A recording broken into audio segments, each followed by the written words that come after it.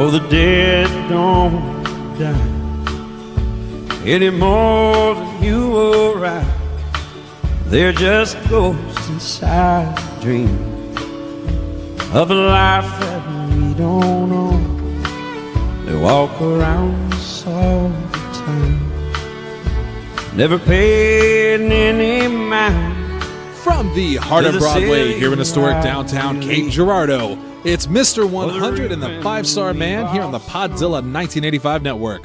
Thank you guys for joining us once again. It's another Tuesday, another day in paradise. My name is Shannon Young. I'm Mr. 100, reluctantly. Down to the end of the table, the celebrated Asa Gray. He's a 5-Star Man. Hi. And let's start off tonight with a hot topic. Let's just jump right into it and talk about Spirit Halloween. Yes. I got to visit their store. Where is ours? Weekend. Where is ours this year? Same place. I think it's been the same place the past few years. It's right next to Hibbits. Okay. It's in where the Town Plaza. Buffalo Wild Wings used to be. Yeah. Okay. I've seen a lot of people post that Spirit Halloween has moved into a bunch of shells of where Toys R Us used to be. I didn't know if that was like Not a here. trend. Not okay, here. But it's in the old spot. It's that meme where it's like Shaq, or no, it's not Shaq. That's a different meme. I get too many Shaq memes in my head. Mm-hmm. But there's a guy, and he's like looking and waiting, kind of licking his lips, and it says whenever Spirit Halloween sees a store closing, because they just love to move in to new places. We visited Spirit Halloween over the weekend, Allie and I, and then Lindsay and I on Monday, and it's always fun. First off, I highly recommend anyone to go visit it. I like that store. I like Halloween stuff. Mm-hmm. But one of the things that I like to do most, and by the way, I picked up a new mask. Is it the one that you showed in the... Okay. I got a different one. Okay. So, and I'm going to say it because I don't think anyone listening cares. Mm-hmm. You know, I got Vega's mask from Street Fighter. That was the one that you... No, the picture I sent was of, it was from Bleach. I said I got the Vega mask. Oh, okay. But I said it was Ichigo from Bleach. It was like a half, I think they're called hollows face. And I thought it looked kind of cool, but I didn't know if it really fit. Whatever. Mm-hmm. And then I saw the Vega mask, and Vega probably doesn't fit either, but I don't care. I love Vega. So when I saw Vega's mask, I'm like, I'm getting that. I'm going to have Allie paint it, though, so it's not quite just Vega's mask. Mm-hmm. But I love that mask. It's so cool looking. I'm going to wear that at the 28th show. Mm-hmm. But the reason I want to talk about it is, aside from getting my mask, what I like to do at Spirit Halloween is I always like to go to Halloween stores and look for offensive costumes. Because no matter how far we come as a society, year by year, or go back in the recent years, regress, they always have some terrible costumes. And this year I didn't really find anything out of the ordinary. Of course, there's Mexican Man, which is exactly what you think it is. Sombrero, big mustache. And then there was like 4 different variations of female cop. I'm not kidding. Yeah. There was one that's fully dressed. And then there was one that was called like Officer Cutie, where she just had like a mini skirt. They get progressively smaller clothing. Right. I just thought it was weird they had 4 versions of it. But the one that got me, this is a real costume you can pick up at the Spirit Halloween. I'm not making it up. It's the skeleton. I think it's called like Skele-Bone, but it's called like Skele-Boner, because it's the standard skeleton costume, black bodysuit with the white outline or the white bones, and it has a penis bone that drapes down between your legs. One, I don't know if they realize this. The penis is not a bone. That is not anatomically correct. It's a muscle. If that wasn't bad enough, it comes with a pump so you can make the penis erect. Oh my god. So there's this long skele-dick hanging off this stupid costume, and not only that, Skeledick was the bad guy in the He-Man porn parody, right? Yes, still starring Dolph Lundgren somehow. I didn't understand that. There was a group of gentlemen in there, you know, purveyors of the Halloween arts, if you will. And I forget what it was. It was some outfit or a sign or something, and I pointed it out to Allie and said what it was, and I did it in a very condescending ha-ha tone, because it was something sexual. It was like, it's something about, it was... Slutty cafeteria lady. No, this one was like a mechanic, and it was, I forget what the name was, but it was like in and out lubrication expert or whatever. And I pointed it to Allie, and I gave her the deadpan look, and was like, haha, and I put it down. So she and I walked over and started looking at other stuff, and then all of a sudden these guys walk over, and I just hear them fucking losing... Oh, sorry. No, it's fine. I'm going to cuss later anyway. They're losing their shit over it. They're laughing like it's the funniest thing they've ever seen. And I told her, I was like, I want to leave. I want to leave now. I want to go home. This makes me very, very sad. So get your Halloween kicked off right with Spirit. I always like to go and look at like the elaborate decorations, or like see how people decorate. I had to drive to the Jackson office, and on my way there last week, there was a life-size Pennywise statue next to someone's front door. They're like, why? Yeah. Why would you want that? And for like the Skarsgård Pennywise, so you know, the super scary the one. creepy one. It looked like he was holding, like it was supposed to be holding a balloon, but the balloon wasn't there. Mm. And it was just like, why would you? Who wants to leave in the morning? And see that? Like walk out your front door and just be like, now granted, it might be prime real estate for someone to then replace that statue on the day that the trick-or-treaters come and stand there dressed as Pennywise. And all the people that drove by and saw it were like, oh, look at the statue. Yeah, exactly. We did something similar because they haven't done it the last couple years, which is a bummer. But my parents used to go all out on Halloween decorations. They had these spray-painted styrofoam tombstones they put in the yard. They did black lights. They did fog machine. Like, they went all out. They would stuff old clothes with newspaper and then attach a mask to that so it looked like, you know, there were things in the yard. Right. One of them was they had by the way, love it. Love all that. Yeah, no. And then one of the years they had this we did one of those, but it was a mask and gloves on the front porch on a bench that they propped up. And then on Halloween, we took it in. I put on the mask and gloves and sat on the front porch and scared trick-or-treaters. It's still one of my favorite stories of there was a little girl going with trick-or-treating with her mom, and they were coming down the hill, and the mom, like, very clearly is super into our house. Like, she's like, oh, look at all of this. Look at this. And the little girl was just like, I don't want to go to that one. She's freaking out? She was terrified. So, and I felt bad. So I made it very clear that I was there, like moving so she could see. It's like, oh, he's scary. Let's not go to this one. Let's go to the next house. And so the mom brought her up. I took off my mask because I didn't want it. I was like, no, it's okay. That makes me sad. You didn't dedicate yourself to the role and traumatize the girl for the rest of her life. She's legitimately like 8. I said what meant. It was a very small child. I told you the story. I did. There were some, like, you know, older kids that were cool, like too cool for costumes and stuff that came up and were like, oh, look at this. I don't remember the.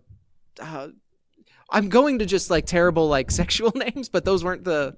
Ben Deadlong was one of the names on the tombstones. Right. It was jokes like that. It's like, oh, Ben Deadlong, it's so lame. I was like, oh, I'm gonna get this little shit. Oh, I am going to eat his lunch, and I did. Yes. And it was just the best. It's pleasurable, isn't it? Yeah, just the high pitched girl scream. That's whenever we had PT and we were doing it, and Dante that used to come in here always talked about how he wouldn't be scared of it until he played it. Games aren't scary. And then he literally fell out of the chair. He got so scared.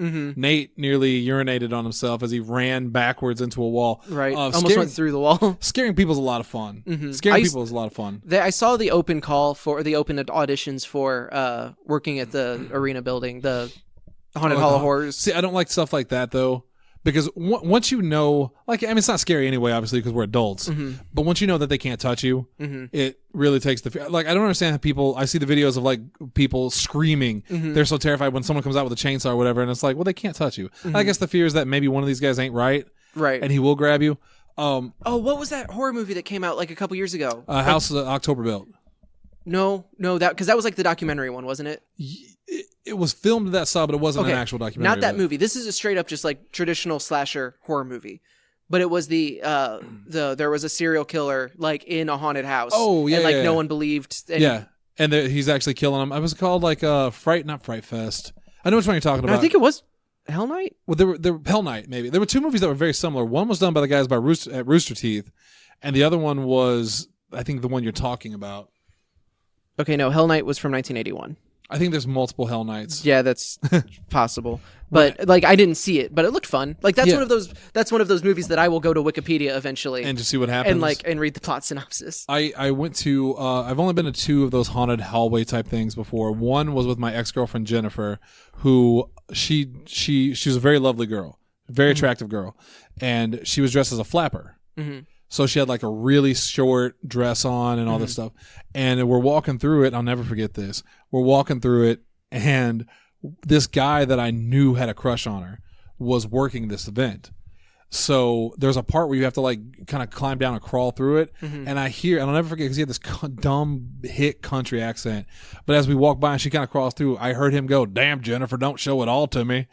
And you don't want to punch him, Right. but I wanted to punch him, but he was a loser, whatever. The other time, and I think I've told this on the show before, but I went to one with my brother and the family, and I don't really know my family. This is when we were all still communicating. We're going through it, and all of a sudden this vampire girl pops out of a coffin, and she's also very lovely. This is a common theme with these places, or with me. I'm surrounded by beautiful people because I myself can't be.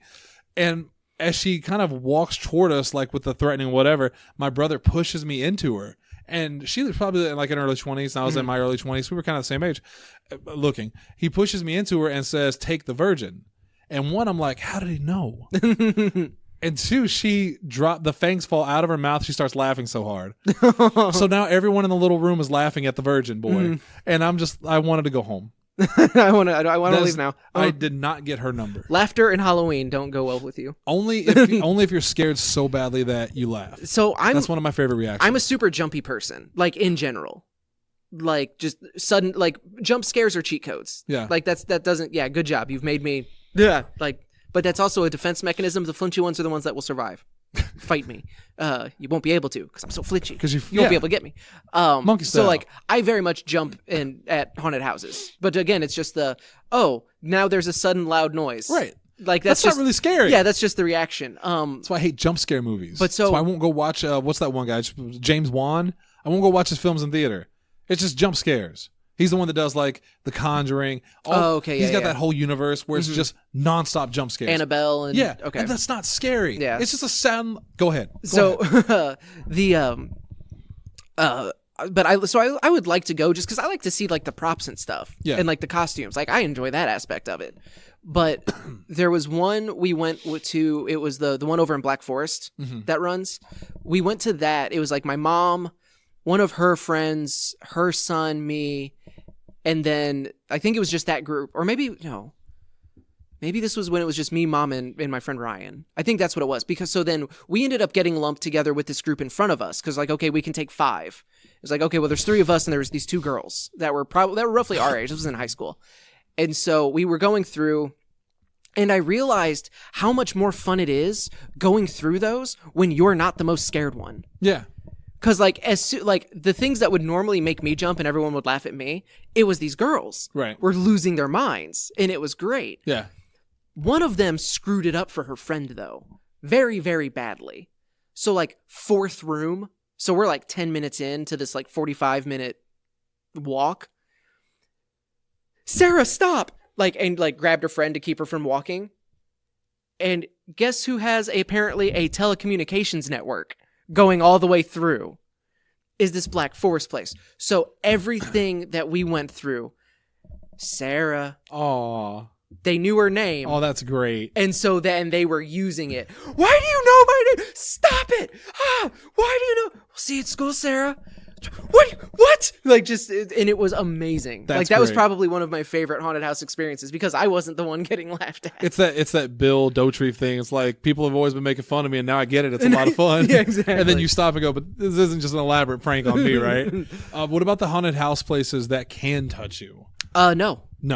F you. Yeah, absolutely F refuse. off, F you. The extreme Halloween ones where like they torture you. Like you actually have to sign waivers. There was one in who was it? It was last year. I think a bunch of like wrestlers maybe went to one in Japan that you had to sign a waiver, you had to submit, you had to give them your phone before you could go in. You could not take any pictures. You can't even tell people what they do.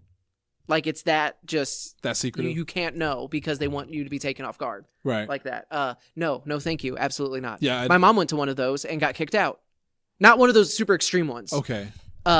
She was walking through an area in one of these houses that like, she was like going across a bridge. I think I've told this story before maybe, but like, so she was going across this bridge and it was like, one of the playground bridges that's really shaky and jumpy, things like that.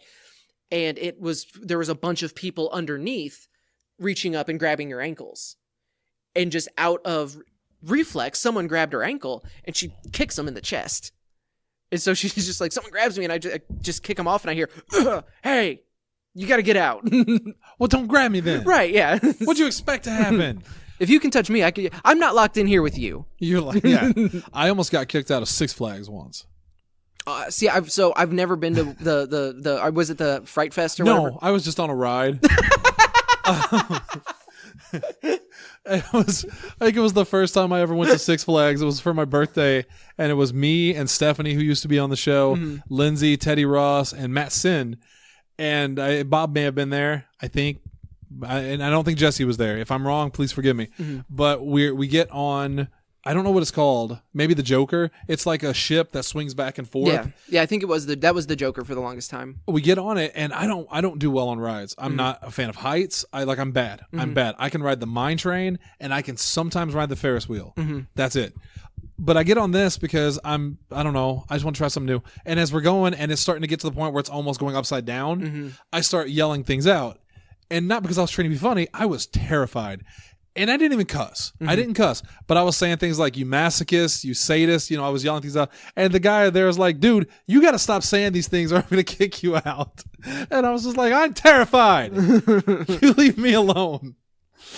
I thought it was you went to like one of the Fright Fests or whatever, because they do the Halloween festival. I would love to do that. And I always want to go to one of those. But Same. again, it's that they're just going to jump out at me. Right. And they're going to yell. And it's going to be loud. And I don't care about that. I would rather go to a legitimate haunted place. Like we did that once. I mean, we didn't do that once. There was the one Halloween for, I think it was a Terrifying Tanner, where we went to the cemetery. Yeah. And it was whatever. I'm not a big fan of cemeteries, because it reminds me of mortality, and I'm not a fan of that. And also, why would there be ghosts there? Why would there be ghosts there? That's just a shell on the ground. That's a husk. But I like doing stuff like that. I like going to places that could actually have real ghosts or monsters. So that's something I would like to do again. We went to the Darkness up in St. Louis. The band? No, it's one of the biggest. Just making sure. No. It's one of the biggest like haunted houses in the country, and I was very disappointed. Like, I think it's because you're old enough now that it just doesn't have the same appeal? Maybe. But, like, I don't know. The way it was so built up, and it's the most terrifying experience in America. Like, things like that. And it was just like, no, this was just a haunted house, except their budget was 100 times more than what we have in Cape. It was better than the girl with just the fake blood on her face. Like, some of the costumes were really, really cool, and some of the set design was really cool.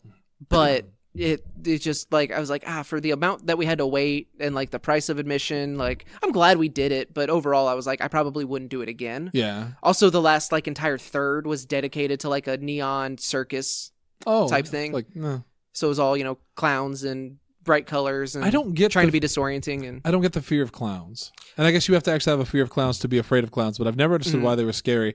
It's not. There's something there. It's why I think I will make a wrestling reference on every appearance that I ever make. Yes. You can rest assured. I think it's why Bray Wyatt right now works so well, and why the Firefly Funhouse is so unsettling, is because there is something innately... It's extra creepy when it seems like something is meant for kids. Yeah. And to turn that sinister... I think is like super unsettling, of just the idea of like, oh no, because that's very much not right. I think maybe the reason that it doesn't affect me as much is because I didn't have much of a childhood. So clowns... you were doing your taxes whenever it's like, go play with the bounce house. I never associated clowns with children. I always associated clowns with scary movies. And I blame Stephen King for that mostly. The audience is free to make fun of me. You are free to make fun of me. Will do. Have you seen the preview for the movie about Wrinkles the Clown? Yes. Okay. Is that real? You know what? I was going to ask you the same thing after you told the story, because I thought it was just a movie. But everything I've read says it's like a real documentary. And now I'm interested, because when I saw the trailer, I was just like, oh, creepy clown movie, whatever. But then I found out, no, that's real. And now I'm like, now I want to know. See, but the trailer makes it look like it is more than... Like, the trailer has scenes that are clearly a horror movie. Yeah. Of him, like, appearing and disappearing and, like, climbing out from under children's beds and shit. And, like, I Googled it. And I found like those news results, and I don't know if that's just like, oh, their marketing for this movie is friggin' incredible. And like they've planted stories in like BuzzFeed or whatever. It's harder to do that now for sure, with technology being what it is. But at the same time, it's not the first time something like that's happened. You remember the Blair Witch Project? My mom thought the Blair Witch Project was a real thing and that those kids really disappeared over at Burkittsville when it was just a movie. So I guess maybe it's possible that they could have faked this whole thing. I'm looking at it right now. At least I would be if the internet worked correctly. There it is. And Wikipedia just says Wrinkles the Clown is the alias of an unidentified man living in Naples, Florida, who for a fee of a few $100s will attend birthday parties, scare kids, and prank people. I guess. Yeah, and what? Apparently, it's a legitimate documentary about Wrinkles the Clown. I guess. I don't know. That's a weird one. And but I don't. I'm curious. I don't know if I'm curious enough to watch the film. I'll probably wait for some reviews about it because every time I go into a horror movie thinking this is the one, because I can't remember the last horror movie that I truly loved was probably It. I was going to say, 1. I know you loved the first It. Yeah. Chapter 2 was pretty good, but it wasn't as good as I'd hoped. I need to ask you. I have a question about that, but that's for after the show because it is a spoiler. Gotcha. And speaking of, I will be reviewing later in this evening the movie The Dead Don't Die, which if you don't remember what The Dead Don't Die is, as a lot of people don't, because no one, and you know why? Because they didn't put it in theaters around here. Because I Googled it, and it was right when Hunter explained it. Because when you were like, "Are you being serious?" When I said I don't know what that is. Well, you said, "What is it?" And I immediately my first thought is, "What is it?" Oh, and I was like, "No, I've never heard of this." But then whenever between Googling it and Hunter explaining it, I was like, "Oh yeah, I do remember that being a thing." Yeah. I wanted to watch it really bad, and the day it came out, I tried to go watch it, and they did not put it in Marcus theaters. Yeah, which baffled me.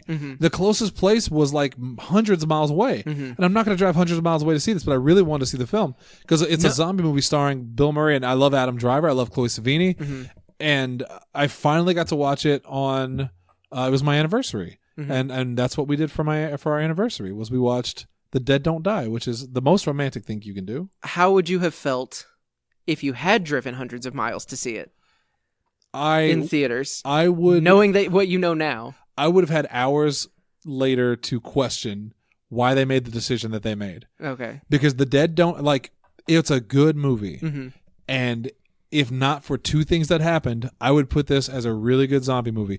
But the two things that they did were so baffling to me. And I've never been this angry at a film for the content before. But I will tell you what it is later. Stay tuned. Yeah, it is so baffling, and I could not believe they did it, and I was actually offended. Oh. Yeah. And when you hear why I was offended, you might go, oh, that's it? But I'll explain why. Okay. But it was shocking.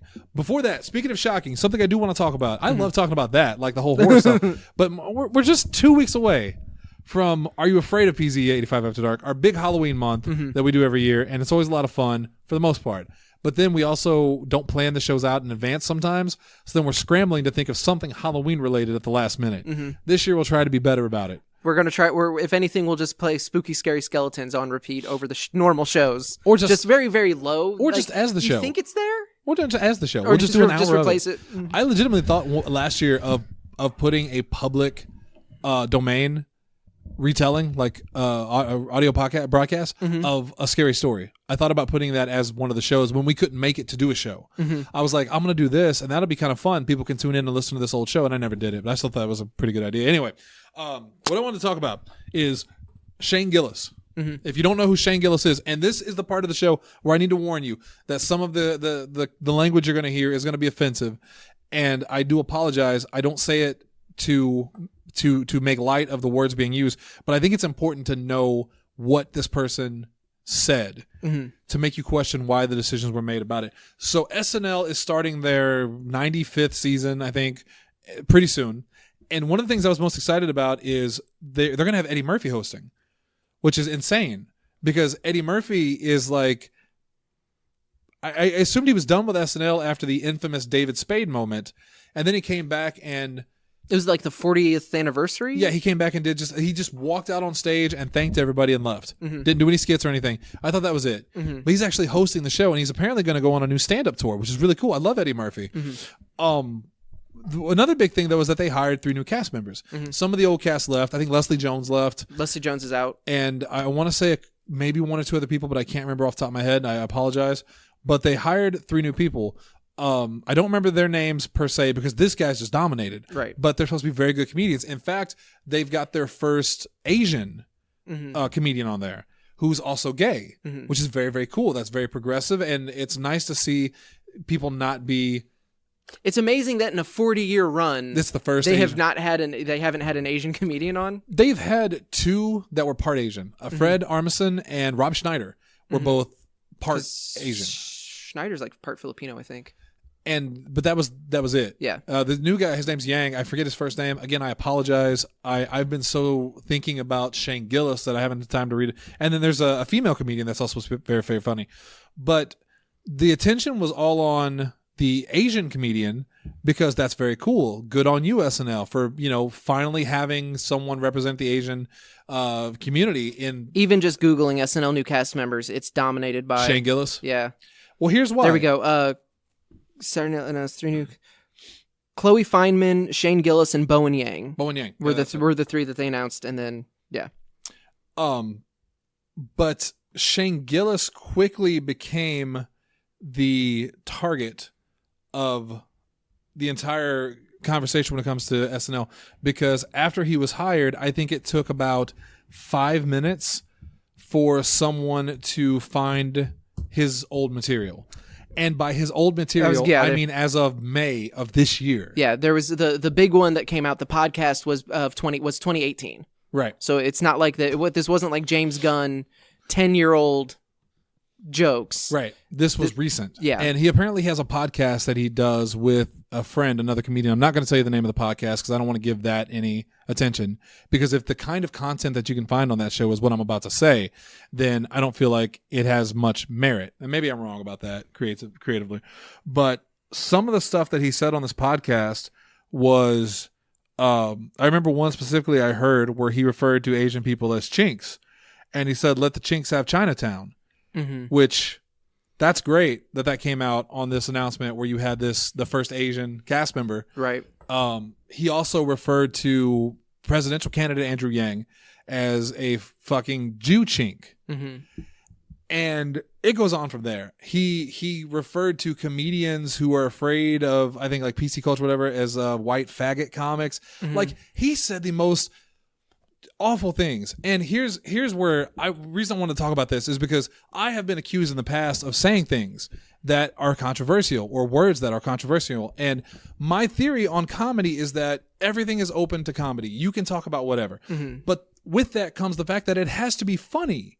Anytime I've said anything controversial that wasn't just quoting what someone else said was because I thought it was a well-placed joke. It was a well-timed thing. And maybe sometimes I'm right, sometimes I'm wrong. I have never said the N-word just to say it. Mm-hmm. I've never made fun of people like that. If you go listen to what this guy's saying, it's not funny. The thing that it's not comedy. The thing that got me was it's because he talks about like, oh, if you dig through my 10 years of comedy, like you'll find more misses than hits. He pushes the boundaries. Yeah, I'm a boundary pusher. Like, no, you're just using racial slurs. Right. That's not pushing not boundaries. funny. That is racist. And the thing, like, and I haven't listened to the full podcast. I've only heard bits and pieces. But like when they make fun of the way they pronounce things, like when they're talking about like the neuter or whatever, I don't even like the Chinese. The way that they were pronounced, like they makes fun of the waiter because he went to a Chinese restaurant, the chink waiter, like blah blah blah, and then making fun of the way that they speak, like their accent, and it's like, okay, where's the joke though? Exactly. There was no joke. This just sounds like two racists, complaining about choosing to go to a Chinese restaurant, and then just making fun of the Asian people there. It was when I heard him talk about faggot comics and especially the fucking Jew chink about Andrew Yang that I thought to myself, this isn't comedy. This is just racism. Right. Like, I will defend it. I like lots of comedians that use racism in comedy. Dave Chappelle. Mm-hmm. I love Dave Chappelle. I like some Louis C.K. stuff where he's used words that are inappropriate. But they tell jokes. They're jokes that just happen to contain these words, and some of them are really cringeworthy and are regrettable. Right. But at least they're jokes. This is just right. Like you said, it just sounds like a dude making racist comments and another guy laughing about it. Yeah. And I don't understand the appeal of it, first off. But what really gets me is that his apology was a non-apology. Yeah, it was not an apology. It was just that, like you said, I push boundaries. You don't push boundaries. You don't. That's not pushing boundaries. That's just being racist. But what really gets me is that SNL finally fired him Like 2 days later, they finally came out and said, we've talked to him and we've decided he won't join the cast. We don't support this. We're sorry our vetting process didn't live up to our standards, et cetera, et cetera. And I thought, like, it took the internet 10 seconds to find what this guy said. When you're hiring comedians, do you not, your vetting process definitely failed. That's pathetic. So on the one hand, like, I don't really fault SNL for not finding out about it. Because, like, they have a limited amount of resources to be able to comb through. Like, with it being as recent as it was, like, and, you know, if it is on which they have since, like, deleted the podcast and, like, they've scrubbed that YouTube clean. But the internet never forgets. Yeah, but then you have the entirety of the internet, including some people who I'm sure were just waiting for an opportunity. Like, there are things that we've said on this show that would probably get me fired. Oh yeah, no. And so it's one of those things is like, man, if I ever do, like, if something ever takes off with Podzilla, yeah, I'll be the end of you. Like, it wouldn't even be you. No, it'd be things that I've said. Yeah, like they're like it's the internet never forgets. Yeah, I meant it. I'm sure there's people that have, like, you know, logs away of just like, okay, as soon as you get announced as something, like, I'm a waiting boy. Yeah, exactly. And, you know, and I'm not saying that that's necessarily what happened, and I'd like that he wasn't a victim of a targeted attack or anything like that. But he's a victim of his own racism. Kind of, yeah. It's like, and it's the whole the thing that I hate the most out of this, aside from just the blatant racism is this whole idea, and it's the same thing with, like, Dave Chappelle's newest special, and Louis C.K. trying to, like, come back after his forced vacation, essentially, of just, like, this idea of cancel culture, because it doesn't exist. Like, yes, you could. It's just there are people who have said or done terrible things, and now they have to face the consequences. But now you have how many Netflix specials that people are getting paid hundreds of thousands to millions of dollars to do. Yeah, where all they do is complain that they can't say things anymore. I can't get away with saying this anymore. Right. He says on the platform. Yeah. That he has been given a bunch of money to say whatever he wants. Like, there's no consequences. There's pretend, like, oh, the internet's mean to me sometimes now, but I don't get to just throw around racist stuff. Like, people aren't really canceled. No, and, like, in the case of Shane Gillis, and it's funny you mentioned that because I was just reading about how Rob Schneider blames cancel culture on what's happening to Shane.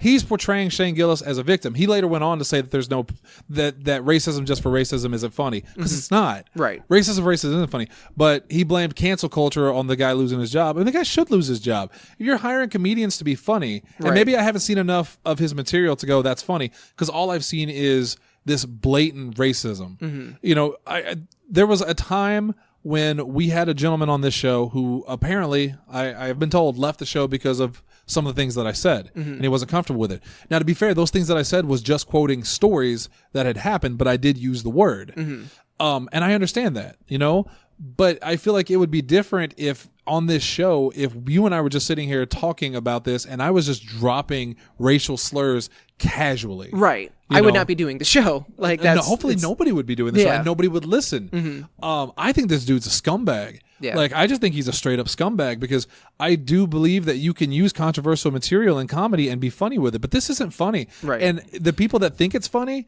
like, I don't know who those people are. I want someone to explain to me what the punchline was. Right. Like, that's what's because, that, like, he's a Jew, or that he's a chink. Right. I guess.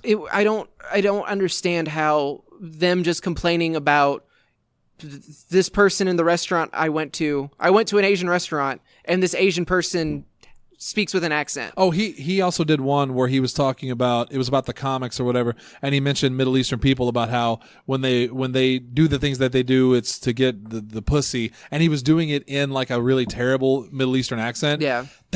Is that still comedy? Yeah. Like, is that still funny? I don't get it. And we talk about, like I said, like, we have, everyone who has done this show, like this show, has things that I'm sure if you go back far enough, you're going to find stuff that's totally regrettable. Yeah. But we also are very open about that. Like, we don't try to hide it as much as just like, nope, that was an example of, like, in, like, going back and, like, the way that I spoke in high school and college. Right. I want to go back and punch past Asa in the mouth. Yeah, you've grown as a person. Yeah, and to hide behind the I'm edgy, I push bound, like, no, that's not pushing boundaries. Like, it's like the people that still post the 9/11 memes. Like, that's cool. Those are so edgy. Yeah. I guess Shane Gillis is in his almost in his mid 30s. I'm in my mid-ish 30s. And again, I have grown. and it's not like this is from 2006. Right. This was last year. I mean, like you said, up to earlier this year. I don't know. I'm not sad that he lost his job, but at the same time, who am I? I'm nobody. So Ricky Gervais, who I'm not a huge fan of Ricky Gervais. Mm-hmm. I know a lot of people that are. He didn't mention Gillis specifically, but he said, please stop saying you can't joke about anything anymore. You can joke about whatever the fuck you like, and some people won't like it, and they will tell you they don't like it, and then it's up to you whether you give a fuck or not, and so on. It's a good system. And I guess that's a good way to put it. You can joke about whatever you want, and it's up to each individual person of how they respond to that. Right. But I guess I was just hoping that in the year of our Lord 2019, that comedy like just saying racial slurs wouldn't be funny anymore. To anybody. Yeah. And it really wasn't funny then. Mm-hmm. I remember my dad had I didn't know it was a joke at the time. I didn't know what it was. I was really young, but he had a paper that was given to him by a friend, and they kind of laughed about it and passed it around, and I saw it, and it was a license to hunt porch monkeys. Jesus. And I didn't know what it meant at the time, but now I do, and even looking back on it, I'm like, how was that funny? Mm-hmm. Like, where is the comedy unless you're a racist person? Where's the comedy in that? Whereas then you have Clerks 2, which has the running taking it bit back. of Randall not realizing that his grandma was racist. He thought it was a term of endearment. Right. So when he had it on the back of his shirt, and the officer was like, "What does that say?" No, it's cool. I'm taking it back. Yeah. Yeah, see, that's funny. That's a comedy. That's a joke based around something offensive. Because there is a bit. There is a punchline. There's a point to it. Whereas it's just like, Randall we can kill people. If Randall had just been in that movie dropping the term porch monkey to describe black people, right, with no payoff, right, or context, that's not a joke. Yeah, that's just racism. So good on SNL for firing him. Bad that it took them so long to figure it out. And I'll try to be forgiving of them a little bit because I am looking forward to the new season. Mm-hmm. But what a black eye on SNL here with this. And I know I have a gut feeling that this Shane Gillis guy is going to get more famous because of this. Oh no, yeah, he absolutely. In 6 months he will have a Netflix special where he complains about losing his job to SNL and now he can't joke about anything. Well, he did on Netflix. He did on his own special. He did tweet out another thing saying like a better apology, I guess.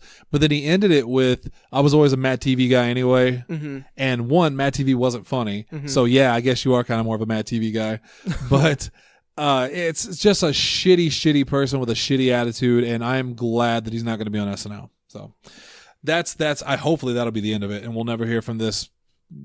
I mean, we may not, but like I said, he will absolutely have a stand-up tour and all of that, where he will complain that his platform was taken from him. He can't. Yeah, he's edgy now. They did more for his career than if he had just been a bit player on SNL. On a mediocre, on a potentially, not potentially, like I'm saying the season is going to be bad, but like could have been, because every season of SNL, like everyone seems to hate, except when you go back 3 years later and talk about it, and then it was, man, that was really underrated. That was probably one of the best seasons they've ever done. I think Hunter and I are the only ones that watch week to week and go, that was pretty good. Mm-hmm. Let's share this with the group. You guys also just then pick out like the good bits, the actual skits. Like there's some really bad ones. That's literally all I see of SNL is some of the skits you even share, because like the majority of the time I'm at work and I can't. We call those the Podzilla 1985 selections. That's where we present the good ones. Because there was one last year, I think it was last season. Hunter can vouch for me on this if I'm right, where it was Natalie Portman and they were in space. Did you see the skit? No. I don't remember the exacts of it. It's just that Beck Bennett was an alien and they were going to make love, but then he told her he had he wanted to be genuine with her or whatever, and that his face was his ass. So he like bent over and started talking out of his ass, and she had to like kiss his butt and stuff like that. And it was stupid. It wasn't funny in any way. And the only props I give to Beck Bennett for sticking with it, because if it was me, I would have quit mid-skit and just been like, "This is the dumbest fucking thing I've ever done in my life." This is dying a terrible death. No one's laughing. Yeah. I'm just gonna leave. My favorite parts of Conan and Letterman, both of them were really good at that. When a bit is failing, what do? You make fun of the bit. Yeah. And they were really good at it. Leno would just power through. Mm-hmm. God bless him. Hate him. All right. So that's that. And whatever, man. If I already had a motherfucker of the week planned, and I'm sticking with it. Otherwise, this guy would have been the shoe-in for it. Mm-hmm. Before we get to the Dead Don't Die, is there anything you would like to bring up before I go on my rant? Anything pressing on your mind that you want to talk about? No, I will yield the floor. You're curious about where this is going, aren't you? I very much am. All right. This is your spoiler section. First off, The Dead Don't Die is a 2018 horror comedy. I don't know who directed it, but it stars Bill Murray, Adam Driver, Chloe Sevigny, like a laundry list of great actors. Tilda Swinton's in it. Selena Gomez is in it. Yeah, I remember seeing the cast list and being like, because when I saw the trailer for it, I was like, oh, I'm kind of over zombies at this point, but it's good. Yeah. But I like Adam Driver and Bill Murray. Like those two alone. Iggy Pop's in it. Oh, I can't remember what it's called. He's yelling at his phone right now. But I saw a trailer for a movie that I think it's an Amazon movie. So I'll never watch it. But it's Adam Driver, and it's about like the interrogation, the torture that was happening in Guantanamo Bay. And it's Adam Driver. It's John Hamm. I'm gonna look up the name of it real quick. He's a great actor, but yeah, I love Adam Driver. It's like this new like low level employees like uncovering the report is what it's called. It's a series.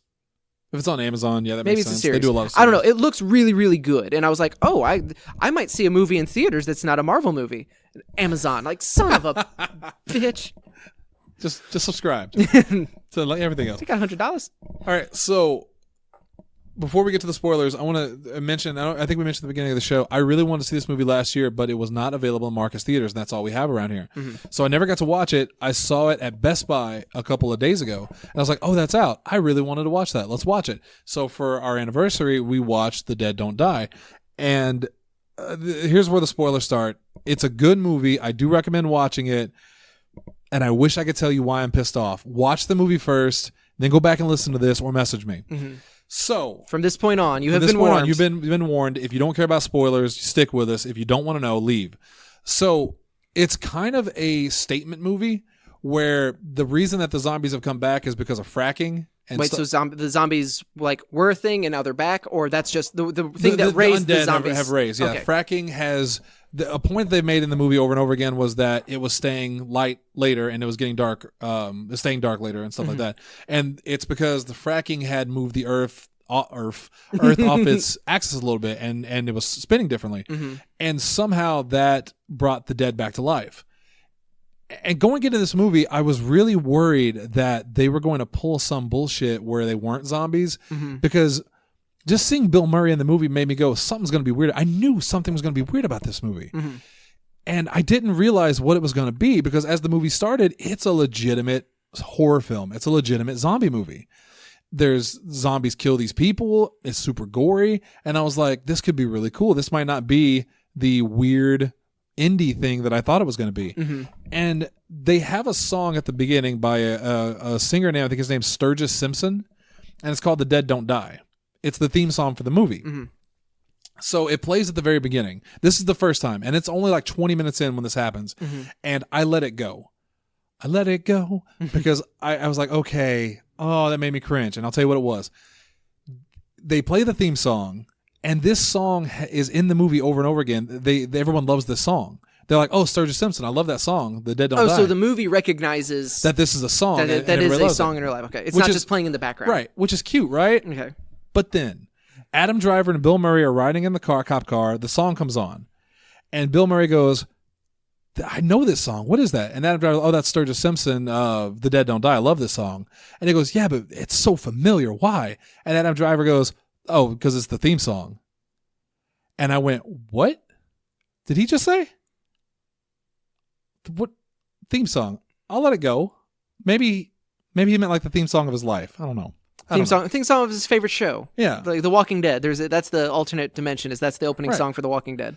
So then they do the whole movie, and it's a good zombie movie, legitimately good zombie movie, where my only complaint was that it felt like they wasted so many of the actors. Like Carol Kane is in it. Literally, she's a corpse. She wakes up, she asks for Chardonnay, and they kill her. That's her entire part. That's her entire part. Selena Gomez is in it, along with two other people as they're hipsters that ride into town and kind of get quarantined in their hotel because of this outbreak of whatever. And one funny moment of this I just have to mention is, and she's going to hate that I mentioned this, but Selena Gomez is wearing these really kind of small shorts.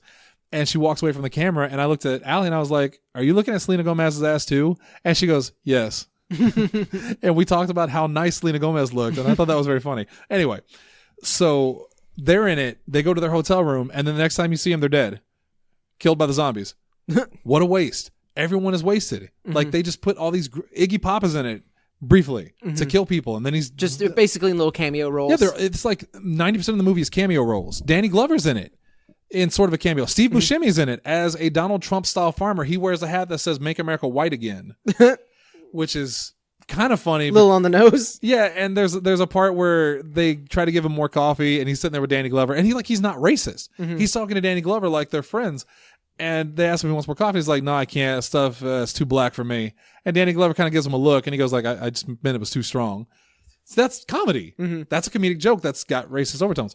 The movie happens. It goes on, and everything's fine. Like I said, I legitimately like this film. And then it happened. And Pennywise? I might as well have been. So the ending, this is the huge spoilers. The ending is Chloe Savini's character. They're all three cops. And she can't handle it anymore. And she's in a legitimate, like, kind of felt bad for her. She sees her dead grandma, and she's I can't take this anymore. I can't believe this is happening. She gets out of the car and she gets killed, which is sad. You care about the characters. I love Bill Murray and Adam Driver as the cops. So then they're in a cemetery. Zombies are surrounding their car. They're banging on it. And one thing that Adam Driver says throughout the movie is he keeps saying, this is going to end badly. I know this is going to end badly, which is supposed to be like a joke on I have a bad feeling about this from Star Wars. Adam Driver even has a Star Destroyer on his keychain, which is kind of funny. That's neat. So Bill Murray, he's getting irritated because he knows that everything's bad. And he's like, you've been saying this this entire time. How did you know things were going to end so badly? And Adam Driver goes, do you really want to know? He's like, yes, I really want to know. I read the script. And Bill Murray says, what do you mean you read the script? The whole script? Yeah. He gave you the whole script? Yeah. He only gave me our scenes together. And I thought, what the fuck? And they mentioned the director by name. And I thought, are you fucking kidding me? I don't fucking care about this movie anymore. You just told me this is a film. You completely taken me out of the movie. I no longer care what happens to them. I no longer fucking care. And I couldn't believe how irrationally angry I was getting at this. But in the middle of this movie, in the most tense moment, for no reason at all, you have them break the fourth wall and talk about the script that they got. And it goes on from there. Tilda Swinton's character, who's supposed to be super weird the entire movie, and she's like a fucking samurai, and she's killing zombies with it. And she's really awkward, and you wonder what's going on with her. There's something more that she's not telling us. She drives into the cemetery, walks out in the middle of the zombies, a UFO shows up and sucks her back up into it and flies away. For no reason at all. And Bill Murray looks at Adam Driver and says, was that in the script? And Adam Driver says, not in the version he gave me. And then Bill Murray says, what do we do now? Well, the script says we get out and we fight the zombies even though we know we're not going to win. All right, well, let's do that. And then they do. They get out and they fight zombies until they both get taken down or killed. And the movie, the only people that survive the film are the ones that aren't commercial and don't care about, it's a long story. But the point of it is, like, I cannot believe that in this movie where you're supposed to care about the characters, they just flat out said, this is a script, this is a film, who gives a shit? I can't believe it. I was so pissed off. Am I irrational? Am I wrong for being this angry about it? All I can think about is Jim Cornette. I swear to God. That's all I can think about. That makes me feel bad. Is it's just no, because again, like it ties into wrestling. Is just like that, because that's one of his complaints is, when you're watching wrestling, you don't want the people to come out there and be like, no, this isn't real. And that honestly kind of gave me a better appreciation for his argument. Really? A little bit. He still says not the racist piece of shit. But. He still says the worst. He says it in the worst possible, most insulting way that he just absolutely shouldn't. But no, I don't think you were in the wrong for being upset at this, because that's not how the movie was marketed. Right. Like that is just kind of a like dumb twist for the sake of being cute. Like, because there were legitimate moments in there that like were sad. There were scary moments. Like it was a legitimate horror film. And then for no reason at all, with no payoff, they just break the fourth wall and tell you this is a film. We got the script. We know we're going to die, so let's go die. So I honestly expected it to end with him yelling cut. And like walking off, and then it tracks back and you see him walking off the set and the zombies just like stop and like, everybody, we were supposed to get him though. Take 5, stuff like that. And he's like, no, I don't want my character to die. Like that's where I thought it was going to end up going. No, Bill Murray doing that. There's a character throughout the movie played by Tom Waits named Hermit Bob, who he lives out in the woods and he doesn't care about commercialism. He's the only one that survives because he's the joke with the zombies that they're all attached to what they were attached to in life. So you have some zombies walking around with their phones, and some of them are saying like Siri, trying to get connection. Kids zombies are in there trying to get candy in a candy store, and they were just repeating candy and stuff like that. And everyone dies except Hermit Bob, because he just lives out in the woods. He doesn't own anything. So he's the narrator, kind of, that he gives the life lessons as he's seeing what's going on. And he watches Bill Murray and Adam Driver die, and he mentions how tough they were fighting to the end. But in the end, everyone dies, life sucks, etc., etc. And that's fine. But I can't understand what the thinking process was to put this fourth wall breaking in a serious zombie movie. Because it was a comedy, but it wasn't a parody. It was a black comedy. It was a black comedy. It wasn't a parody film. It's not like this was I'm Gonna Get You, Sucker, or Scream, or what was the Scream movie? A Scary Movie, or anything like that. This was a legitimate horror film. And they just put that in for no reason at all. And it completely ruined the movie for me. I sat there after the film. I was looking up, and I'm like, did I really hear that? And yeah, once I looked it up, all these people complaining about it. Broke the fourth wall and didn't have to. I mean, it's not fucking Deadpool. Yeah. You know, it's not expected of these characters. That took a much different turn from the pre-show. Of when you said like when you were offended, I was thinking like the content, like they did something super like heinous. To me, they did. Well, I mean, yeah, that's fair. No, I mean like they showed like a really gruesome like they ripped a baby apart. Yeah, or something like or like Cannibal Holocaust style. Like, well, see, I knew they couldn't do anything like that. If you see an animal get hurt in a movie now, it's clearly not a real animal, right? You know, whereas Cannibal Holocaust, they like actually did kill animals. Yeah, and like those movies, or a Serbian film where they are, it was just super, it's just offensive, graphic, just for the sake of it. No, see, if I saw something like that, I would just hate it. I would just, because I refuse to watch a Serbian film for that reason. To me, that's not horror, but I get why people would enjoy it because it is. I don't. It is. Well, it's a. I read what happens in that movie, and it's just like, why would you even want to see fake that? Oh no, it's super gross and disgusting. Don't get me wrong. Like I agree that like I don't. It's not for me. But in the same way that like deathmatch wrestling isn't for me. But I could see, okay, some people like their horror to be really boundary pushing and gruesome, and even if I don't agree with it, it's still a film, I guess. And I'm trying to think of how I can say this without going back on what I said about Shane Gillis earlier about creative merit. But I would have just said like it wasn't for me. If they would have had something super gruesome in there, I would have just said I didn't appreciate it. But this is a whole new level of like middle finger to the audience of we invested you in these characters and now you know they're just characters. Now you feel stupid for caring. Right. Like I felt bad when Chloe Savini died. I really was attached to her character because she was Adam Driver and Bill Murray were just very deadpan through the entire movie. And even though they kind of cracked jokes a little bit. Bill Murray was really subdued and was a great role. But Chloe Savini was crying. She was reacting to it as a real person would. And then just like, oh, you were sad? She's just an actress. You don't have to worry about it. Like, I know she's an actress. I know this isn't real. But the point of this is that I'm investing myself in it because I want it to be real. Right. And yeah, when you hear it like that, Jim Cornette does kind of make a little sense with wrestling. But however, wrestling is marketed that way in the ones that he's upset about. Right. It's like Dalton said, you don't watch a Joey Janela pay-per-view not expecting a Joey Janela pay-per-view. Right. Now imagine if you watched a like WWE pay-per-view. If tomorrow night's tomorrow night's NXT first live episode they're wrestling invisible people and stuff, you would go, what the hell is this? Right. That's what it was to me. It was just a punch in the gut, and like I couldn't believe it. I still can't believe it, and I can't recommend that movie really because of that. I want to tell people what happens so they don't get invested like I did and then go, and then have the rug yanked out from underneath them. Yeah. So that's The Dead Don't Die. A great zombie movie with the most baffling choice I think I've ever seen in a movie. Just baffling. That's all I got. Yeah. No, I mean, that's we a bummer. We still have 7 minutes. So. That's a bummer. I'm trying to think of a version of that where it was I should have known with Bill Murray. I should have known. Never trust him again after what he did to Ghostbusters. I never learned. What was the thing from you said Ghostbusters, like what was the thing a couple weeks ago that like, again, Ernie Hudson just getting totally screwed over on something Ghostbusters related? Recently or back in the day? No, like recently. Oh, recently I don't know. I know that he didn't get because I sent it to get his own character part in the TV show. Yeah, I sent something to you and Hunter in the group chat. Because it was something on Twitter, like there was another collector's edition, or there was some piece of merchandise. Oh, and he wasn't on it, and he was totally snubbed on it. Yeah, and I can't remember. At least he's going to be in the new movie, as confirmed 20 hours ago. Also, Dan Aykroyd confirmed he's in it. So I'm pretty sure Dan Aykroyd confirmed that Dan Aykroyd is in it? Okay.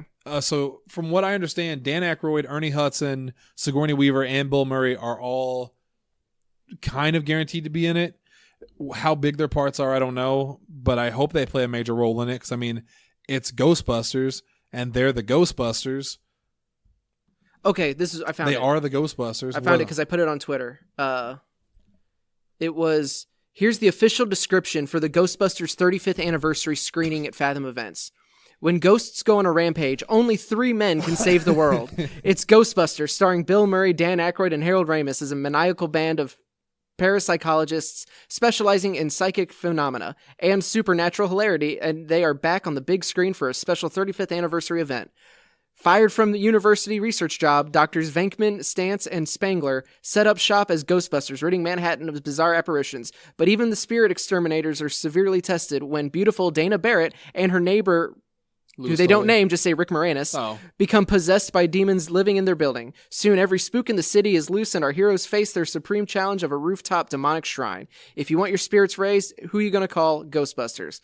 This event features an introduction with newly unearthed and rarely seen alternate takes. So... See, Shane Gillis, I had an opportunity right there to make an offensive joke, and I didn't do it, for the record.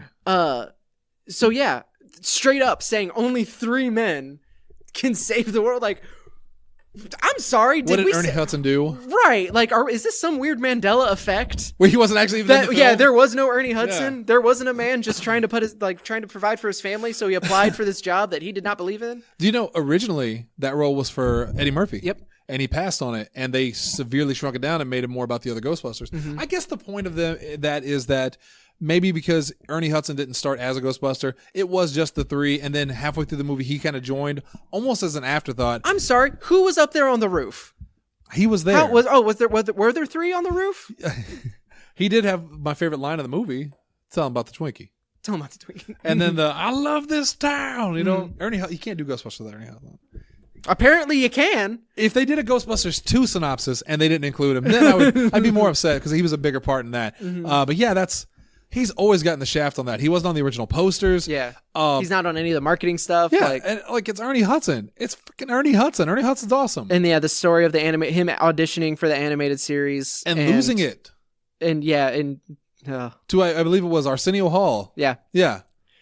Yeah, because Audra and I watched a couple of the episodes because it's like, okay, why is Bill Murray Garfield? Why? That's exactly what Bill Murray asked when he got Lorenzo Music fired from Ghostbusters. Why do I sound like Garfield? That's the rumor. That's never been proven. Which is funny considering he went on to play Garfield after Lorenzo Music passed away, and I hope his ghost haunts him every single day of his life. I just realized one of my favorite snacks after school in grade school was Garfield ravioli.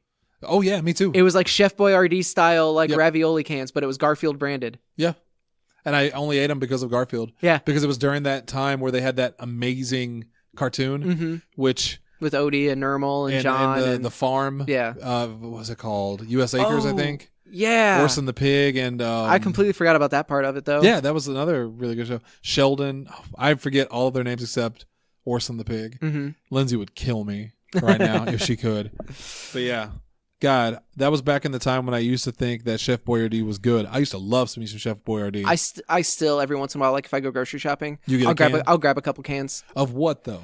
The extra stuffed ravioli. Okay, so it's still the ravioli. Yeah. You don't do like the spaghetti or anything like that? No. Because I used to do the spaghetti and meatballs. Mm-hmm. I love the spaghetti and meatballs. But that was until my mom made spaghetti and meatballs. Mm-hmm. And I was like, this is what food tastes like. Yeah, this is just not in a can processed food. Okay. Right. Neat. I had the giant fat packs of the Garfield comics. Mm-hmm. Like anytime we did the book fairs, I would find either that or Calvin and Hobbes. I loved reading those comics. I loved Garfield too. I didn't ever get into Calvin and Hobbes. It was always Garfield. Or do you remember The Far Side?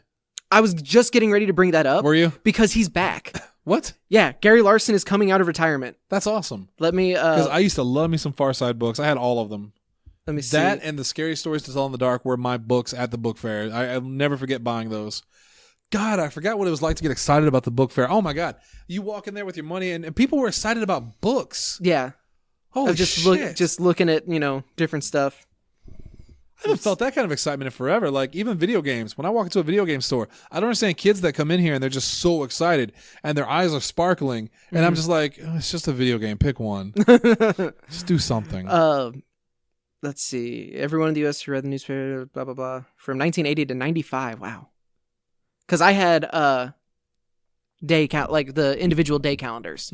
And each one was a different Far Side comic. I had that like for like 2 years running. I would never update it, so I'd go through like 6 at a time because I would always forget. But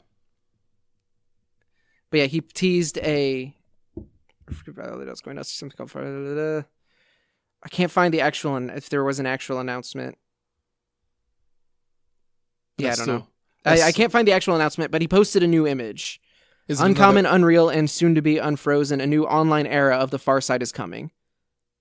Is what was posted, and it was someone in the Arctic setting burning out, like melting an iceberg, and a cow is in there. I wonder if I went back and read the Far Side stuff now as an adult, would I find it as funny? Because I loved it as a kid. Yes, I will. Oh, it's still funny? Because I like every once in a while I'll go through and I still have 1 or 2 of the books somewhere. I just didn't want it to be a situation like Jesse Kimball had with that little book he had of like the most offensive jokes in the world or whatever that he thought was funny when he was a kid, and we all look through now as adults and we're just like, ugh. I still recited a bunch of them, but I knew they weren't funny. Yeah. I just did it for the shock value. Looking forward to the return of Farside and Larson trying to make sense of a world that he sarcastically predicted.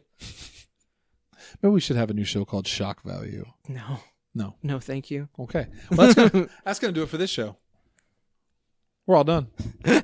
Gary, now that the Farside is coming back, it's a good time to remember that Gary Larson actually predicted Twitter, and it's a guy looking out the window to a big crowd of angry people that have signs like "Down with Wayne," "Wayne must go," "No more Wayne."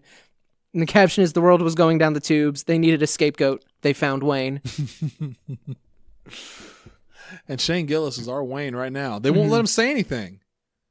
They're censoring. Yeah, he doesn't. He doesn't have a platform. Where's his freedom of speech? All right, that's going to do it for us tonight. We're going to be back tomorrow with Pro Wrestling Unscripted. We got a lot to talk about, including Clash of Champions happened on Sunday. We're going to talk about the Big Cass situation. We got a lot to say. That'll be tomorrow with myself, Asa Ali, and Dalton, of course. Until then, I want to thank you guys for tuning in to the show. We always appreciate it. You have no idea how much it means to us that after 4 years, our audience keeps growing. And that's thanks to you guys sharing this, telling your friends about us, and just enjoying the stuff that we deliver. Give us money! Or you can give us money at patreon.com/Podzilla1985. That's good, too. Money, please. Because we broke as hell. How am I supposed to keep watching movies like The Dead Don't Die? I ain't got Amazon money. Asa doesn't have Amazon money. Yeah, no, I don't. He can't even watch his show. Yeah, I can't watch The Report. I paid $6 to rent that movie. $6. And you're never getting that back. No. All right. Thank you, guys. We'll see you tomorrow, Pro Wrestling Unscripted. Until then, have a good night. Take care of each other and all that jazz. Later.